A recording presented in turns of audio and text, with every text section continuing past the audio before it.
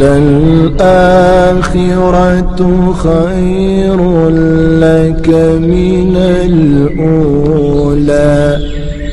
ولسوف يعطيك ربك فترضى۔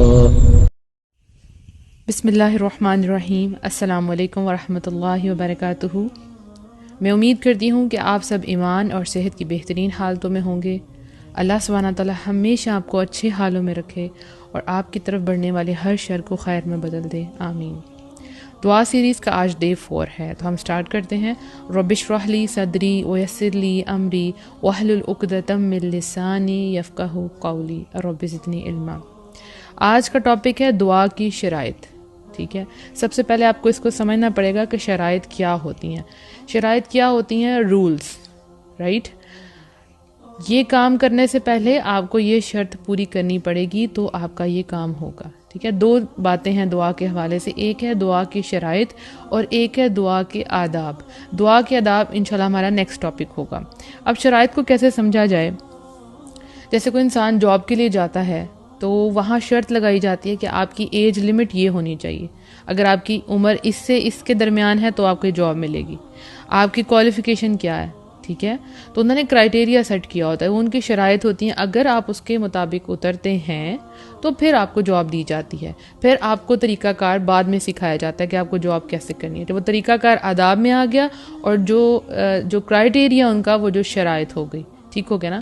جیسے اگر کوئی انسان ڈرائیونگ لائسنس لینا چاہتا ہے تو اس کو CNIC نمبر دینا ہوگا اپنا، ٹھیک ہے نا، اپنی ایج بتانی ہوگی کہ کیا اب اگر کوئی ڈرائیونگ سیکھ لیتا ہے، یعنی آداب اس نے سیکھ لیے لیکن اس نے شرائط ہی پوری نہیں کی تو اس کا کام کبھی نہیں ہو سکتا، کیونکہ اب اس کو الاؤ ہی نہیں کیا جائے گا کہ تمہاری تو ایج ہی نہیں ہے تو تم تو ڈرائیونگ نہیں کر سکتے۔ بے شک آپ نے سیکھ لیے، اب آپ نے آداب سیکھ لیے سارے کے سارے، لیکن آپ نے دعا کی شرائط پوری نہیں کی تو آپ کی دعا قبول نہیں ہو سکتی۔ اس لیے بہت سے لوگ یہ شکوہ کرتے ہیں کہ ہماری دعائیں تو قبول نہیں ہوتی، کیونکہ انہوں نے دعا کی شرائط ہی پوری نہیں کی ہوتی۔ تو انشاءاللہ آج ہم وہ سیکھیں گے۔ پہلی شرط کیا ہے؟ دعا میں اخلاص ہونا۔ اخلاص کیا ہوتا ہے؟ خالص، جیسے سورہ اخلاص ہے جس میں پیور اللہ سبحانہ تعالیٰ کی تعریف بیان کی گئی ہے، اللہ ہے کون، اللہ کا تعارف بیان کیا گیا ہے، ٹھیک۔ قل هو اللہ احد، کہہ دو کہ اللہ ایک ہے، پورا اخلاص ہے اس کے اندر، کوئی شرک نہیں۔ اسی طرح دیکھیں جتنی بھی عبادات ہیں اگر ان میں شرک آ جائے، شراکت آ جائے، جیسے آپ نماز ادا کر رہے ہیں اور آپ وہ نماز کسی کے لیے ادا کریں کہ کوئی آپ کو دیکھے اور آپ کی تعریف کرے تو آپ کا عمل وہ ضائع ہو جاتا ہے، کیونکہ آپ نے اس کی شرط پوری نہیں کی۔ آپ نے روزہ رکھا، کس لیے روزہ رکھا؟ تاکہ سب کو پتہ چل جائے میں بہت روزے دار ہوں، ٹھیک ہے۔ آپ نے تہجد پڑھی اس لیے کہ آپ سب کو بتا سکیں کہ آپ رات کو اٹھتے ہیں اور اٹھ کے دعا کرتے ہیں۔ تو آپ نے عبادات کی جو شرائط تھی وہ پوری نہیں کی تو آپ کی عبادت قبول نہیں ہوں گی۔ تو ہم نے پڑھا تھا کہ دعا بھی ایک عبادت ہے، تو دعا کے اندر بھی یہ شرط ہے کہ اس میں اخلاص ہو، خالص ہوں آپ، یعنی آپ اللہ سبحانہ تعالیٰ سے مانگ رہے ہوں، ٹھیک ہے۔ سورہ الاعراف میں آتا ہے بے شک جنہیں تم اللہ کے سوا پکارتے ہو وہ تمہاری مثل بندے ہیں، یعنی جن کو آپ اللہ کے سوا پکارتے ہیں وہ تو آپ ہی کی طرح کے بندے ہیں۔ اس کا مطلب کہ آپ کی دعا کے اندر شراکت آ گئی ہے، آپ اللہ سے نہیں مانگ رہے بلکہ آپ بندوں سے مانگ رہے ہیں، اس میں اخلاص نہیں ہے۔ یعنی آپ نے جو پکارا وہ اپنے رب کو نہیں پکارا، آپ نے تو اس کی مخلوق کو پکارا ہے، اس میں تو اخلاص نہیں ہوگا، اس میں تو پیورٹی نہیں ہوگی، تو کیسے وہ دعا قبول ہوگی؟ وہ تو آپ ہی کی طرح کے بندے ہیں جن سے آپ مدد مانگتے ہیں، تو آپ نے تو اللہ سے مدد مانگنی ہے انشاءاللہ۔ یہ جو من دون اللہ ہے یہ کیا ہے؟ یہ جو آیت تھی ان الذین تدعون من دون اللہ عباد امثالکم، اس میں من دون اللہ کیا ہے؟ اللہ کے سوا، یعنی بے شک جنہیں تم اللہ کے سوا پکارتے ہو وہ تمہاری مثل ہے۔ دون اللہ مطلب اللہ کے سوا، تو اللہ کے سوا میں ہر وہ چیز شامل ہے جو اللہ کے علاوہ ہے، ٹھیک ہے، جسے اللہ نے پیدا کیا، اس میں انسان بھی، حیوان، جانور سب آ جاتے ہیں۔ تو اگر آپ اللہ کو چھوڑ کے ان سب کی عبادت کریں گے، ان سب کو پکاریں گے تو گویا آپ نے شرک کیا ہے، آپ نے اللہ سے نہیں مانگا، ٹھیک ہے۔ ایک بڑی خوبصورت حدیث ہے، نبی صلی اللہ علیہ وسلم نے اپنے چچا زاد بھائی جو ابن عباس تھے ان کو کچھ جو ہے وہ بات کہی تھی، وصیت کی تھی، وہ میں آپ کو بتاؤں گی۔ نبی صلی اللہ علیہ وسلم نے فرمایا اے لڑکے میں تمہیں چند کلمات سکھاتا ہوں، تو اللہ تعالیٰ کے احکام کی حفاظت کر، اللہ تعالیٰ تیری حفاظت کرے گا۔ یعنی اللہ کے احکام کی، اللہ کے حکموں کی حفاظت کر، اللہ تعالیٰ تیری حفاظت کرے گا۔ تو اللہ تعالیٰ کے احکام کی حفاظت کر، تو اسے اپنے سامنے پائے گا۔ تجھے جب کوئی سوال کرنا ہو تو اللہ تعالیٰ ہی سے کر، اور جب مدد مانگنی ہو تو اللہ تعالیٰ ہی سے مانگ۔ کتنی خوبصورت بات ہے۔ ہم نے سارے احکامات پورے کرنے ہیں تو پھر رب اسی طرح ہوگا جیسے ہم اس کو اپنے سامنے پائیں گے، فوراً اللہ ہماری پکار کا جواب دے گا۔ لیکن کرنا کیا ہے کہ سوال کرنا ہے، مدد مانگنی ہے تو اللہ سے مانگنی ہے، اور کسی سے نہیں مانگنی۔ لوگ روتے رہتے ہیں، دوسروں سے مانگتے رہتے ہیں، ٹھیک ہے، اسی لیے ان کی پوری نہیں پڑتی، ان کی دعائیں قبول نہیں ہوتی، ان کے مسئلے حل نہیں ہوتے۔ تو ہمیں مانگنا ہے تو خالصتاً اللہ سے مانگنا ہے۔ پھر وہی بات، ایاک نعبد و ایاک نستعین، اللہ صرف تیری عبادت کرتے ہیں اور صرف تجھی سے مدد مانگتے ہیں۔ تو یہ جو صرف تجھی سے مدد ہے، یہ کیا؟ یہ اخلاص ہے، اللہ کو یہی تو چاہیے۔ تو ہم نے ایسے نہیں کرنا کہ مسائل پریشانیاں آئی ہیں تو ان کے چھٹکارے کے لیے ہم غار میں چھپ جائیں، اپنے کمروں کے دروازے بند کر لیں، کسی سے ملنا جلنا چھوڑ دیں، ایسے نہیں کرنا۔ ہم نے کیا کرنا ہے؟ ہم نے اس ذات کو پکارنا ہے۔ اللہ ہماری دعائیں قبول کرے گا انشاءاللہ، وہ ہمیں مشکلوں سے باہر نکالے گا۔ تو اگر ہم نے اپنے زندوں کے لیے دعا کرنی ہے تب بھی اخلاص کے ساتھ، ہم نے اپنے مردوں کے لیے دعا کرنی ہے تو بھی اخلاص کے ساتھ، اپنے لیے دعا کرنی ہے تو بھی اخلاص کے ساتھ۔ تو جو کچھ مانگنا ہے اخلاص کے ساتھ مانگنا ہے انشاءاللہ۔ دوسری کنڈیشن کیا ہے کہ دعا میں جلد بازی نہیں کرنی۔ اچھا، اس چیز کو آپ نے بہت اچھے طریقے سے سمجھنا ہے، جلد بازی کیا ہوتی ہے۔ سب سے پہلے یہ دیکھیں کہ دعا جو ہے نا وہ برباد ہو جاتی ہے جلد بازی کی وجہ سے۔ اب جلد بازی کیا چیز ہے؟ اس میں ایک حدیث آپ کو سناؤں گی۔ بندے کی دعا مسلسل قبول ہوتی رہتی ہے جب تک وہ کسی گناہ یا قطع رحمی کی دعا نہیں کرتا، ٹھیک ہے، تب تک قبول ہوتی رہتی ہے۔ نمبر 1، جب آپ کسی گناہ کی جو دعا نہیں کرتے، دوسرا قطع رحمی تعلق توڑنے کی دعا نہیں کرتے، اور جب تک وہ جلد بازی نہیں کرتا۔ اب سوال یہاں تو جلد بازی کیا ہے؟ تو رسول اللہ صلی اللہ علیہ وسلم سے پوچھا گیا جلد بازی سے کیا مراد ہے؟ تو آپ نے فرمایا مثلاً وہ کہتا ہے کہ میں نے بہت دعا مانگی ہے، مجھے یقین نہیں کہ میری دعا قبول ہو، تب وہ تھک جاتا ہے اور دعا کرنا چھوڑ دیتا ہے۔ یہ ہے جلد بازی۔ یعنی آپ کہیں کہ میں نے بہت دعائیں مانگی ہیں پر میری دعا قبول نہیں ہوئی، یا آپ مانگ رہے ہیں اور کہہ رہے ہیں میں دعا تو مانگ رہا ہوں لیکن مجھے یقین نہیں کہ دعا قبول ہو، اور پھر انسان تھک ہار کے دعا کرنا چھوڑ دیتا ہے، ٹھیک ہے، اکتا جاتا ہے اللہ سے مانگتے مانگتے۔ یہ ہے جلد بازی، ٹھیک ہے۔ اب دیکھیں اللہ کے فرشتے کیسے ہیں، قرآن میں آتا ہے اور جو فرشتے اس کے پاس ہیں وہ اس کی عبادت سے نہ تکبر کرتے ہیں اور نہ تھک کر عبادت چھوڑتے ہیں۔ اللہ کے فرشتے کیا کرتے ہیں؟ اللہ کی عبادت کرتے رہتے ہیں، کبھی بھی نہیں چھوڑتے، کبھی بھی نہیں تھکتے۔ اور ایک انسان ہے کہ وہ اللہ سے مانگ کے تھک جاتا ہے کہ میری دعا قبول نہیں ہوئی، ٹھیک ہے۔ ایک اور بڑی پیاری حدیث ہے کہ تم میں سے ہر ایک کی دعا اس وقت تک قبول کی جاتی ہے جب تک وہ یہ کہتے ہوئے جلد بازی نہیں کرتا کہ میں نے دعا مانگی تھی مگر وہ قبول نہیں ہوئی۔ یہ جلد بازی ہے۔ آپ نے یہ نہیں سمجھنا کہ ہم اللہ سبحانہ تعالیٰ سے مانگیں گے اللہ تعالیٰ ہمیں جلدی جلدی عطا کر دے، جلدی جلدی بھلائی دے، تو یہ جلد بازی ہے نہیں۔ وہ آپ مانگ سکتے ہیں، جیسے ایک موقع پہ نبی صلی اللہ علیہ وسلم نے فرمایا تھا کہ اے ہمارے اللہ ہم پر ایسی بارش نازل فرما جو جلد آنے والی ہو نہ کہ دیر لگانے والی، ٹھیک ہے۔ اکثر لوگ دعا کرتے ہیں، اکثر لوگ کہتے ہیں کہ دیر سے آئے درست آئے۔ کیوں دیر سے آئے؟ اللہ سے مانگے، اللہ آپ کو فوراً عطا کرے گا۔ اللہ کے پاس تو کسی چیز کی کمی نہیں ہے نا۔ آپ اللہ سے یہ مانگ سکتے ہیں اللہ سبحانہ تعالیٰ یہ جو بھلائی ہے جلدی میرے تک پہنچ جائے، ٹھیک ہے، لیکن اس طرح سے نہیں مانگنا کہ اللہ تعالیٰ میں نے بہت مانگا میری دعا قبول نہیں ہوئی۔ یہ ہے جلد بازی کہ آپ نے دعا کرنا چھوڑ دی، یہ جلد بازی ہے، ٹھیک ہے۔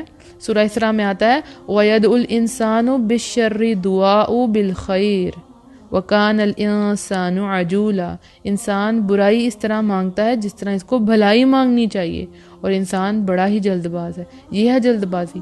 آپ اللہ سے مانگ رہے ہیں اور پھر تھک گئے ہیں کہ اب میں نہیں دعا اور کر سکتا یا کر سکتی، یہ جلد بازی ہے۔ تو جب بھی دعا کرنی ہے بڑے اطمینان کے ساتھ دعا مانگنی ہے، اور اس میں دوام ہونا چاہیے، مستقل مزاجی ہونی چاہیے، چھوڑنی نہیں ہے آپ نے دعا، ٹھیک ہے۔ کبھی کبھی آپ بالکل قریب ہوتے ہیں منزل کے لیکن آپ وہاں سے پیچھے ہٹ جاتے ہیں، بالکل قریب ہوتے ہیں، بس وہ کام ہونے والا ہوتا ہے لیکن آپ تھک جاتے ہیں۔ وہی تو انسان کا ٹیسٹ ہے، آخری لمحے تک جب تک وہ خیر پھوٹ نہ جائے، وہ جو دعائیں آپ نے اللہ سے مانگی ہیں وہ دروازے کھل نہ جائیں، تب تک آپ نے دستک دیتے رہنا۔ ہم کسی انسان کے گھر کے باہر کھڑے ہوں نا، وہ ہمیں اوائڈ کر رہا ہو اور ہم کتنی نوک کریں، بیل بجائیں تو کبھی نہ کبھی دروازہ کھل جاتا ہے، تو پھر یہ تو اللہ اور بندے کا معاملہ ہے۔ جو بندہ کھٹکھٹائے گا، روئے گا تو اللہ اس کی دعا ضرور قبول کرے گا، بس تھکنا نہیں ہے، رکنا نہیں ہے، دعائیں مانگتے رہنے اور جلد بازی نہیں کرنی کہ میں نے مانگا اور مجھے نہیں ملا. ہمیشہ مانگتے رہنا. اور ہاں، خیر کی چیزیں جلد مانگے، یا رب العالمین جلد عطا فرما، اس میں کوئی برائی نہیں ہے. ٹھیک ہے. تیسری شرط کیا ہے کہ انسان بھلائی کی دعا کرے، یعنی اس کی دعاؤں میں برائی نہ ہو، یعنی حرام کاموں کی دعائیں نہ ہوں. ٹھیک ہے. بندہ مسلسل دعا کرے، اسے قبول ہوتی رہے گی، لیکن جب اس نے گناہ کی دعا مانگی تو وہ قبول نہیں ہوگی. سپوز کوئی کہتا ہے کہ میں نے میوزیکل کانسرٹ میں جانا ہے، میں نے سنگر بننا ہے، میری دعا قبول ہو جائے. اب یہ چیز غلط مانگ رہا ہے وہ. ٹھیک ہے. مجھے مووی کی ٹکٹ مل جائے، میں سینما جا سکوں، یہ غلط بات ہے، پھر دعائیں قبول نہیں ہوتی. تو جو آپ مانگ رہے ہیں اس میں کوئی گناہ کی چیز نہیں ہونی چاہیے. اگلی شرط کیا ہے کہ آپ جو دعائیں مانگیں، جو بھی آپ دعا اللہ سبحانہ تعالیٰ سے مانگیں، تو آپ کو یہ یقین ہونا چاہیے کہ یہ قبول ہوگی. یقین اس میں بہت ضروری ہے. یعنی آپ کا جو دل ہے وہ اس چیز کی گواہی دے کہ مجھے یہ مل جائے گا، یہ بہت ضروری ہے. یعنی ایک تو اخلاص تھا جس میں ہم نے کہا کہ اللہ سے مانگنا ہے، لیکن دوسرا یہ کہ آپ کو دعا کی قبولیت پہ یقین ہو. ٹھیک ہے. یعنی ایک حدیث میں آتا ہے کہ تو اے لوگو، جب تم اللہ سے دعا کرو تو قبولیت کے یقین کے ساتھ کیا کرو، کیونکہ اللہ تعالیٰ اس بندے کی دعا قبول نہیں کرتا جو غافل دل یا بے پرواہی سے دعا کرتا ہو. ٹھیک ہے. یعنی آپ کا دل، آپ کو پتہ ہی نہیں ہے آپ اللہ تعالیٰ سے کیا مانگ رہے ہیں، آپ کو پتہ ہی نہیں کن الفاظ میں آپ دعا کریں، آپ کو خود بھی سمجھ نہیں ہے. سم ٹائم آنکھیں بند ہو رہی ہیں اور دعا مانگ رہے ہیں، پتہ نہیں کیا مانگ رہے ہیں، یا بس جو رٹی رٹائی دعائیں تھیں وہ پڑھ لی، دل سے تو مانگی ہی نہیں. تو آپ جو کچھ منہ سے نکال رہے ہیں، پہلی بات آپ کو سمجھ ہو کہ آپ اللہ سے کیا مانگ رہے ہیں، اور دوسری بات آپ جس ذات سے مخاطب ہیں، جس سے مانگ رہے ہیں، آپ اس کو بھی جانتے ہو. جب آپ کو اللہ کی ذات کی پہچان ہی نہیں ہے، ٹھیک ہے، تو آپ اللہ کے آگے اپنی ساری اپلیکیشنز رکھ دیں گے، لیکن آپ نے اللہ کو پہچانا ہی نہیں کہ اللہ یہ سب کچھ کرنے پہ قادر بھی ہے کہ نہیں، اور آپ کو پتہ ہی نہیں آپ کس سے مانگ رہے ہیں. اس دنیا میں جب آپ کسی سے مانگتے ہیں تو آپ کے ذہن میں ایک امیج ہوتا ہے کہ اس کے پاس اتنا مال ہے، یہ مجھے دے ہی دے گا، یعنی آپ کو یقین ہوتا ہے. تو اللہ کی ذات کو پہچاننا، آپ کو پتہ ہونا چاہیے آپ کس سے مخاطب، اللہ سے مخاطب ہے. تو پھر وہ انسانوں کی طرح تو نہیں نا رب آپ کا. تو پیارے پیارے الفاظ میں اللہ سے دعا مانگنی ہے، کانشیس ہو کے، دل آپ کا ساتھ ہو. ٹھیک ہے. دل اور زبان دونوں اکٹھے ہوں، ملے ہوں، یہ آپ کو پتہ ہو کہ آپ کیا بول رہے ہیں. یعنی یہ نہیں کہ جلدی جلدی دعا مانگی، خود بھی سمجھ نہیں آئے کہ کیا مانگی، یا فضول جملوں میں دعا مانگ دی. ایسے دعائیں نہیں قبول ہوتی. غافل دل، بے پرواہ، بس اللہ تعالیٰ یہ عطا کر دے، یہ کر دے، یہ کر دے، اور بس دعا ختم، السلام علیکم، بس. ایسا نہیں کرنا آپ نے. جو مانگنا ہے وہ دل سے مانگنا ہے، اور پھر یہ یقین رکھنا ہے کہ میری دعا ضرور قبول ہوگی، ضرور قبول ہوگی. تو انشاءاللہ اللہ ضرور دعا قبول کرے گا. اس کے بعد ایک شرط کیا ہے دعا کی قبولیت کے لیے؟ پاکیزہ اور حلال رزق. یعنی ایک انسان جس کا رزق پاکیزہ نہیں ہے، وہ جو مال کما رہا ہے وہ حرام ریسورسز سے کما رہا ہے، وہ جو کپڑے پہن رہا ہے وہ حرام ہے، تو اس کی دعائیں کیسے قبول ہوں گی؟ ٹھیک ہے. سورہ بقرہ میں آتا ہے لوگوں میں ایسے بھی ہیں جو اللہ سے التجا کرتے ہیں کہ اے ہمارے رب، ہمیں جو دینا ہے دنیا میں ہی عنایت کر دے، ایسے شخص کے لیے آخرت میں کوئی حصہ نہیں. یعنی ایک ہی ہے کہ وہ کیا مانگ رہا ہے کہ اللہ تعالیٰ آپ نے جو دینا نا بس مجھے ادھر ہی دے دیں، مجھے اینڈ میں کچھ نہیں چاہیے. تو یہ کیسا عمل ہے؟ یہ شرط پوری نہیں ہوتی. یہ دعائیں پاکیزہ دعائیں نہیں ہیں، یہ اچھی دعائیں نہیں ہیں، یہ اچھی دعاؤں میں سے دعا نہیں ہے.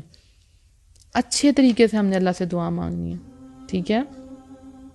اور یہ دیکھیں کہ جو متقی لوگ ہوتے ہیں، جو پاک صاف رہنے والے ہوتے ہیں، اللہ سے ڈرنے والے ہوتے ہیں، تو اللہ سبحانہ تعالیٰ ان کی دعائیں بھی قبول کرتا ہے.